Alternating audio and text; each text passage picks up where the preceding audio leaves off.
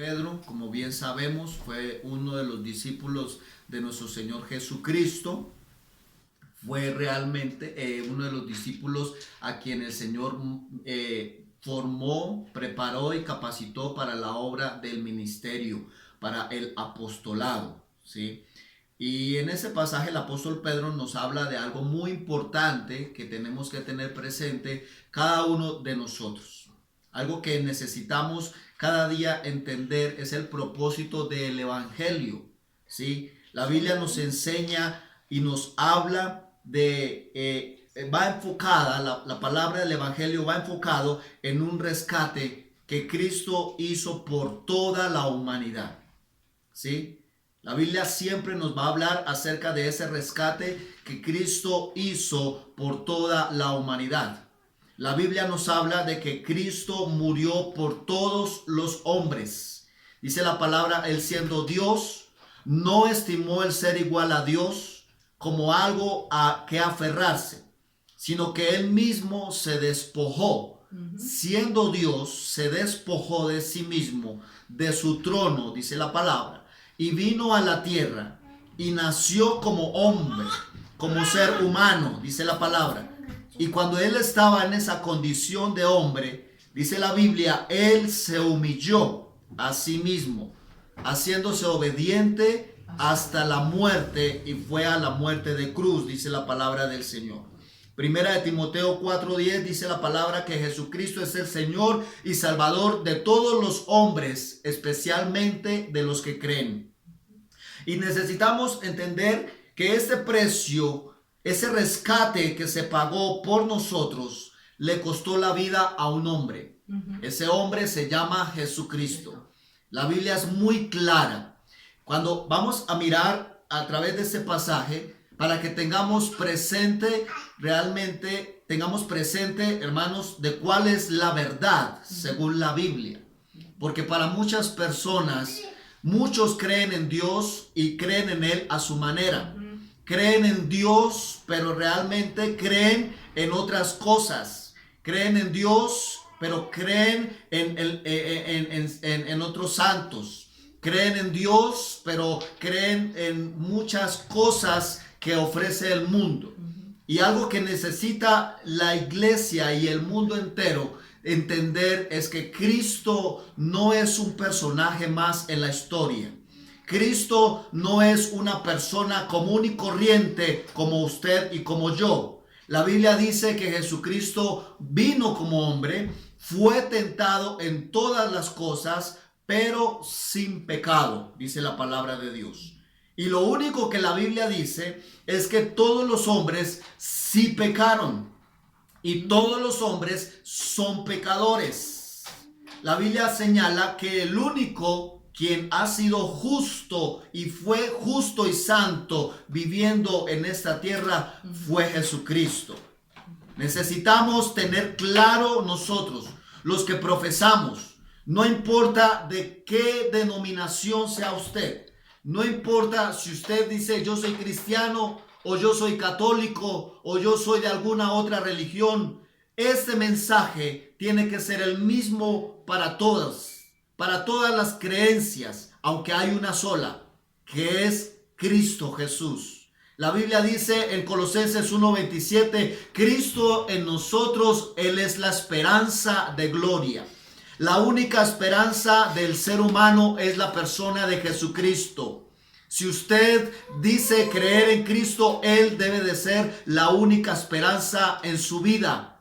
No es María, no es José, no son los apóstoles, no son los ángeles, no son los pastores, no son los sacerdotes, no son ninguna clase de hombre aquí en esta tierra. La esperanza para todo creyente es Jesucristo. Y algo que necesitamos entender es que nosotros tenemos un creador en los cielos. Creemos a alguien que nos hizo, quien nos creó a su imagen y a su semejanza. Eso dice la palabra del Señor. Hay personas que creen en algo que no dice la Biblia. Usted tiene que asegurarse, si usted es un lector de la palabra, usted tiene que asegurarse lo que dice la Biblia. Vaya a la Biblia. No se limite a sentarse detrás de una pantalla a escuchar. Usted tiene que coger su Biblia y usted tiene que confirmar que lo que se le está enseñando está de acuerdo a la palabra de Dios. Usted no puede ser un oyente, porque dice Santiago 1, capítulo 1, dice que no debemos de ser oidores de la palabra, sino ser hacedores de ella. Usted no puede convertirse en un oidor. ¿Qué hace un oidor? Un oidor se sienta a escuchar y no más. Y lo pueden estar engañando y traga entero. Y le pueden estar metiendo mentiras y se las cree, porque es un oidor. No va y confirma si lo que le están diciendo es la verdad. Le estoy hablando a todos en general, a todos los que me están viendo en esta mañana, a todos los que me están escuchando en esta mañana. Usted tiene que asegurarse de lo que dice la palabra de Dios. La Biblia tampoco es un libro para que usted la interprete a su manera, para que usted crea lo que a usted mejor le parezca. La Biblia no es un libro, mis amados, como leer 100 años de soledad. La Biblia no es cualquier libro como si usted estuviera leyendo una cartilla o el periódico. La Biblia es la verdad y es la verdad de Jesucristo. La Biblia, mis amados, es la palabra de Dios. Eso quiere decir que esta palabra fue inspirada por el Espíritu Santo de Dios y es el mismo corazón de Dios hablándole al hombre, con el único fin y propósito de volver el corazón del hombre, el corazón del ser humano, volverse a Dios. La Biblia no es un libro para que usted lo coja como un amuleto y usted crea que por declarar, confesar y decretar se le va a cumplir. Eso se hace con la lámpara de Aladino. Pero la Biblia no es ese tipo de cosas. La Biblia no es un amuleto. La Biblia no es algo para que usted lo coja y usted lo acomode a su parecer. La Biblia es la palabra de Dios y está escrita una verdad, la cual usted y yo debemos de creerla. Y se tiene que cumplir, así usted lo crea o no lo crea. La Biblia, mis amados, es la palabra profética más segura, dice la palabra de Dios, la cual usted y yo hacemos bien en estar atentos a ella. El apóstol Pedro nos habla de la importancia de realmente nosotros poner nuestra mirada y nuestra esperanza solo en Dios. La Biblia dice que solo hay un Dios verdadero y fuera de él no hay nadie más. En esta mañana quiero que usted me acompañe al libro de Romanos, capítulo 1, versículo 25. Romanos capítulo 1, versículo 25 dice la palabra del Señor de la siguiente manera. Dice, por lo cual también Dios, dice el versículo 25, dice, ya que cambiaron la verdad de Dios por la mentira. Dice, ya que cambiaron la verdad de Dios por la mentira, honrando y dando culto a las criaturas antes que al Creador, el cual es bendito por los siglos de los siglos. Amén. ¿Qué dice la palabra del Señor?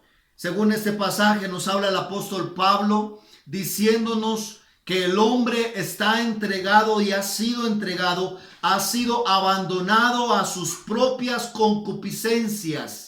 La humanidad se encuentra en una desgracia continua.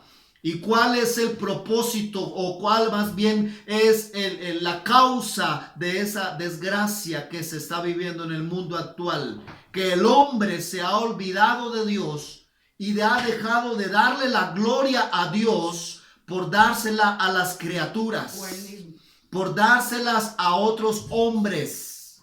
Usted y yo bien sabemos que Jesucristo es la única persona quien murió en la cruz por todos los hombres. Y si usted sabe esta verdad, no debe de inclinarse ante otros que no lo hicieron. No fue Pedro el que fue crucificado. No fue Pablo el que fue crucificado. La Biblia nos habla en la iglesia de Corinto, una iglesia que andaba dividida, porque unos seguían a Pablo, otros seguían a Apolos, otros tenían otros seguidores y otros seguían a Cristo. ¿Por qué la iglesia está dividida? Porque hombres han dejado de poner su confianza en realmente Cristo Jesús y la han puesto en los hombres. La esperanza debe de ser puesta en Dios, nada más. Su esperanza y mi esperanza es Dios. No es otra cosa. No son los hombres. Su esperanza no está en el ser humano. La esperanza del hombre no está, hermanos, en la política. No está en lo que realmente el hombre ha estipulado, en la ciencia. La esperanza hoy en día está en Cristo Jesús. La persona que no pone su esperanza en Jesucristo es una persona que está perdida. Y lo dice la Biblia. No lo digo yo, lo dice la palabra del Señor. Una persona que no tiene la esperanza en Jesucristo, entonces, ¿cuál es su esperanza? ¿Cuál es la esperanza en aquellos que ponen su confianza en los ídolos, en los hombres, en el dinero, en la economía, en sus bienes materiales? La palabra de Dios nos enseña en Isaías capítulo 43, versículo 11, dice: yo soy Jehová y fuera de mí no hay quien salve. La Biblia es muy clara y la Biblia, hermanos, dice lo único y necesario que usted necesita saber. Ahora, mis amados hermanos, la esperanza que este mundo necesita no está en la vacuna. La esperanza no está en la iglesia. La esperanza no está en la religión, no está en los hombres, ni en los gobernantes. La esperanza es Cristo, es Cristo Jesús. Hoy en día se está viviendo una persecución contra los cristianos, los creyentes. ¿Y cuál es el fin de esa persecución? De que si el cristianismo se acaba, ya no hay esperanza para el mundo. Si el nombre de Cristo se acaba, si el nombre de Cristo lo tratan de apagar de una u otra manera, ya no hay esperanza para el mundo.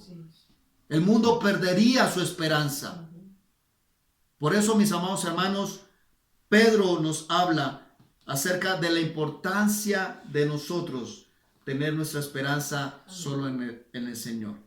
Solo en Cristo. ¿Puede el hombre sentirse bien buscando a Dios a su manera? ¿Puede el hombre sentirse bien buscándolo como quiera? Usted puede decir: yo así como estoy, yo estoy bien. Hace un par de meses me encontré con una persona en la calle que estaba sentado fuera de su casa, estaba tomando.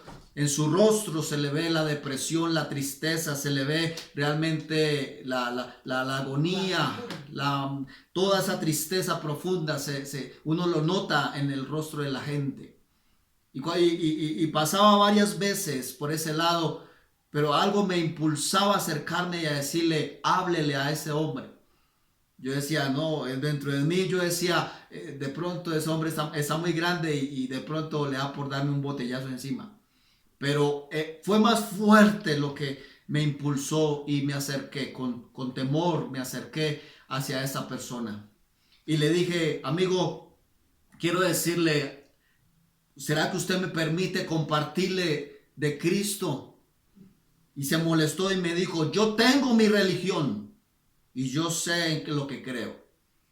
Pero por no entrar en discusión, yo le dije: lo único que le digo es que solo Cristo es la esperanza para su vida. Y me dijo: a mí nadie me tiene que decir cómo busco yo a Dios. Hermanos, no importa la religión y el tipo de fe que usted profese. No importa qué tan cómodo usted se siente buscando a Dios. Si usted no lo hace, como dice la palabra, hermanos, no hay esperanza para su vida. La esperanza del hombre está en hacer como Dios lo dice, cuando Dios lo dice y como Él lo dice. La esperanza del hombre, hermanos, está en Jesucristo. Él murió para que el mundo entero viviera en esperanza, dice la palabra del Señor. La Biblia nos habla en el libro de Apocalipsis, capítulo 3. Apocalipsis, capítulo 3. No solo le hablo a los no creyentes, sino también a la misma iglesia. Dios le habla y dice en Apocalipsis 3:17, dice que Dios mismo hablándole a la iglesia le exhorta, era la iglesia a la Odisea.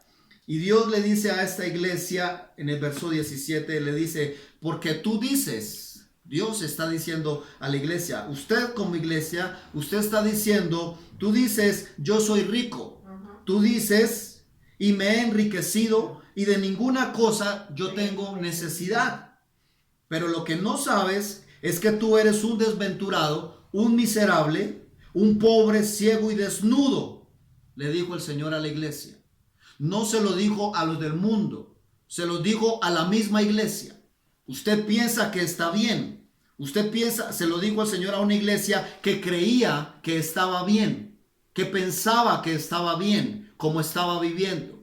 Pero el Señor le habla a esta iglesia diciéndole, lo que no sabes es que eres un desventurado, eres un pobre, eres un ciego y eres un miserable. Son palabras duras a una iglesia. Son palabras fuertes a la iglesia. Y algo que quiero que tengamos presente es que realmente pensamos que por estar en una iglesia ya es suficiente. Déjeme decirle que no, amados hermanos. Yo puedo estar enfermo y así me meta a un hospital. El hecho de estar dentro del hospital no significa que esté sano. No significa, yo puedo estar enfermo dentro de un mismo hospital. Con las máquinas apropiadas, con toda la tecnología avanzada y aún allí estando medio muerto. Entonces, lo mismo sucede con la iglesia.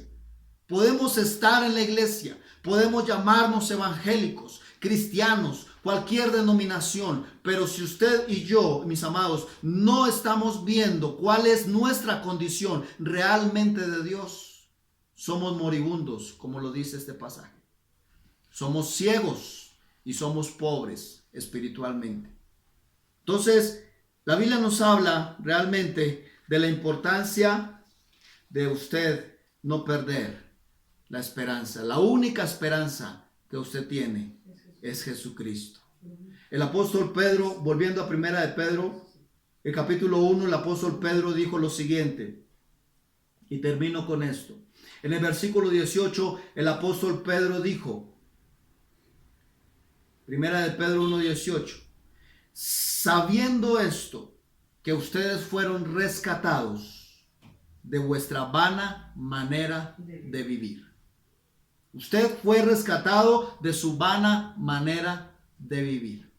Y dice, la cual recibieron de vuestros padres. Esa vana manera de vivir viene de nuestros padres. Esa vana manera de vivir viene de nuestros antepasados. Ustedes en el Antiguo Testamento saben cómo vivió el pueblo de Israel delante de Dios. Un pueblo duro de cerviz, un pueblo duro, desobediente y rebelde ante los ojos de Dios.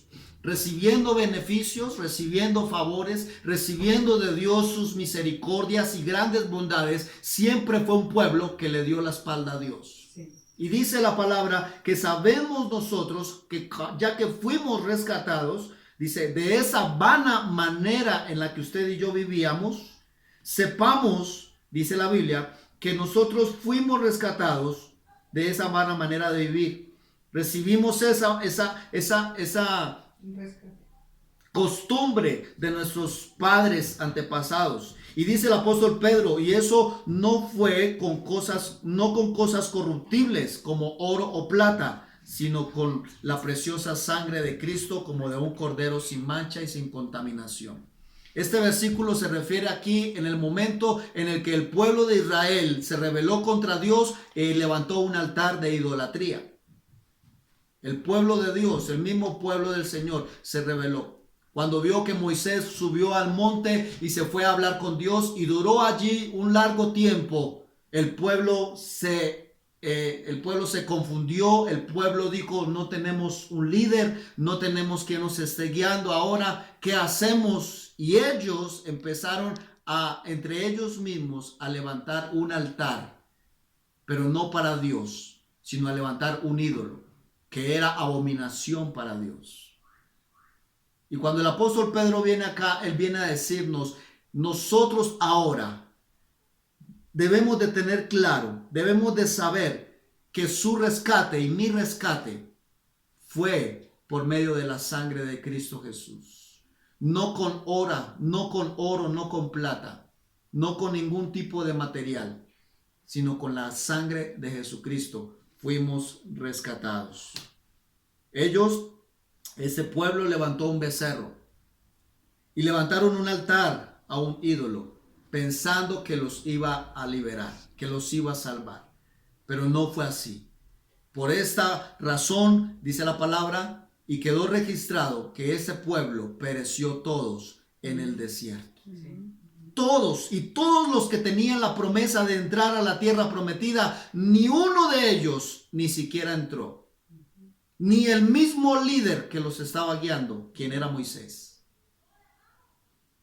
Y si hablamos de un hombre llamado Moisés que buscaba de Dios día y noche, de un pueblo que vio cosas poderosas y tremendas delante de sus ojos, y aún así todos perecieron en el desierto y nadie pudo entrar a la tierra prometida.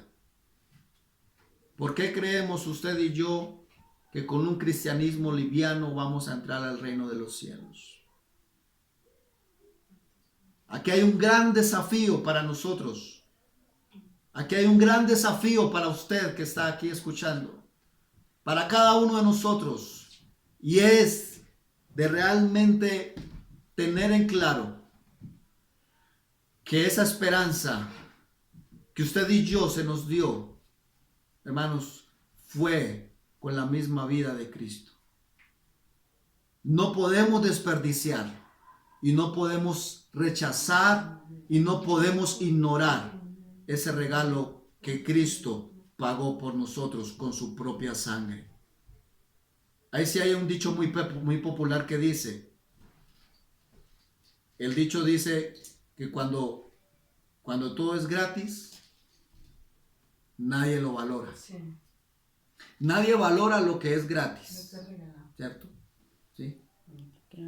Lo que no nos cuesta, hagámoslo fiesta, dice un dicho por ahí.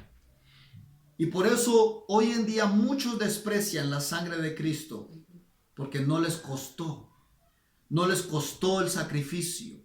No fuimos nosotros pisoteados, no fuimos nosotros escupidos, no fuimos nosotros lacerados, no fuimos nosotros maltratados. Fue Cristo el que tomó nuestro lugar y Él sufrió nuestros dolores, dice la palabra. El castigo que te trajo a ti paz recayó sobre Él, dice la palabra del Señor. Y fue por sus llagas que usted y yo ahora estamos beneficiados. Pero el hecho, hermanos, de recibir un sacrificio gratuito no significa que usted y yo nos relajemos. No significa que usted diga, bueno, ya Cristo murió por mí, entonces comamos y bebamos que mañana moriremos. Es con mayor razón que debemos nosotros de ceñir nuestros lomos. Es con mayor razón que usted y yo tenemos que cada día esforzarnos por entrar al reino de los cielos. El título de ser cristiano no significa que usted tiene la entrada al cielo. Jesucristo lo dijo claro, no cualquiera que me diga a mí Señor, Señor, entrará al reino de los cielos, sino el que haga la voluntad de mi Padre que está en los cielos. Amén. En el verso 21 el apóstol Pedro dice, mediante el cual ustedes creen en Dios. Te pregunto, ¿crees en Dios? Pero ¿qué dice acá? Creen en Dios, quien resucitó a Jesús de entre los muertos y le ha dado gloria, para que vuestra fe y vuestra esperanza sean en Dios. Amén. Dice la palabra del Señor. Entonces, mis amados, déjenme decirle esto. La esperanza que usted tiene debe estar puesta en Dios. En Dios. Porque la Biblia dice, mis amados, que si usted cree que Jesús lo resucitó, Dios resucitó a Jesucristo y lo levantó de entre los muertos, dice la palabra del Señor, su fe solo debe estar puesta en Dios. Amén. Y su esperanza solamente en Él. Amén. Usted no puede decir, yo creo en Cristo, pero yo pongo mi confianza en María, en José, en los apóstoles, en el ángel Gabriel, en el ángel Miguel. Yo pongo mi confianza en fulanito, en fulanita. Usted no puede pensar en eso. Si usted cree realmente que Cristo se levantó de entre los muertos, su esperanza es Él. Amén. Y esa esperanza usted la va a tener hasta el día de su venida. Vienen tiempos donde la iglesia será muy perseguida. No estamos viviendo nada de lo que está escrito todavía. Porque dice la Biblia, es necesario que el juicio de Dios comience por su casa, dijo el Señor. ¿Y qué se hace en un juicio? ¿Qué se hace en un juicio? Se tiene que juzgar todo lo que se hizo, haya sido bueno o haya sido malo. Todo eso Dios lo va a juzgar en el día del juicio. Y dice Dios que los primeros con los que va a comenzar no son los pecadores. Dice, es la misma casa de Dios, su misma iglesia. Por eso Dios va a comenzar. Y dice la Biblia, y si muchos de ellos les costará entrar, si el justo se va a salvar con dificultad, ¿dónde cree usted que irá a parar el impío y el pecador? No ignoremos esta verdad, iglesia. No ignoremos esto. Porque el hecho de ignorarlo, por eso es que nos está llevando a vivir una vida conformista. Una vida conforme a este mundo.